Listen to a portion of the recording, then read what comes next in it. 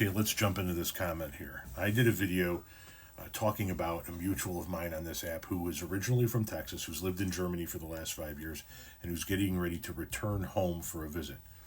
And she felt the need to take a pregnancy test before returning home because if she is pregnant in the state of Texas, then she does not have control over her body. If something were to happen where she had to go to a hospital, she would not have control over the decisions for her own body in the state of Texas.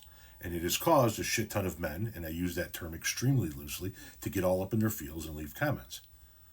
This particular gentleman said, "You mean she doesn't have control over her child's body if she's pregnant? You are aware that the president can't write laws?" Question mark. So let's work on this here. First things first. You are aware that she's doesn't have control over her child's body. She does not have a child until that pregnancy comes to term and she births a child. If she had a child, she could write it off on her taxes. If she had a child, she could get a life insurance policy for it. If she had a child, the census would count it. If she had a child, it would be a different story. What she has is a pregnancy, which means that she has a fetus that is still part of her body that she has control over. I said what I meant. You know what I meant. You know what I said. Now, on to the last part. You are aware that the president can't write laws. Yes, I'm very aware of it. Oddly enough, many people on the right aren't aware of it, but yes, I'm keenly aware of it. You are aware that the president, when he was in office the last time, appointed and got confirmed 3 Supreme Court justices, which made the difference in overturning federal protections for women's bodily autonomy, specifically overturning protections for women's privacy in the doctor's office.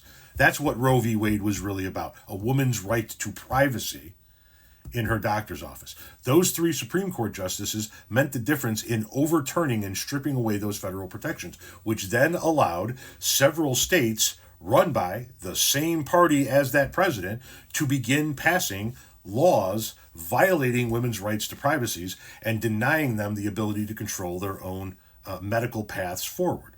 You know it, I know it, the world knows it. So don't hide behind these bullshit semantics. Schematics. That was a hell of a fucking flub there, wasn't it? Don't hide behind the semantics that the president can't write laws.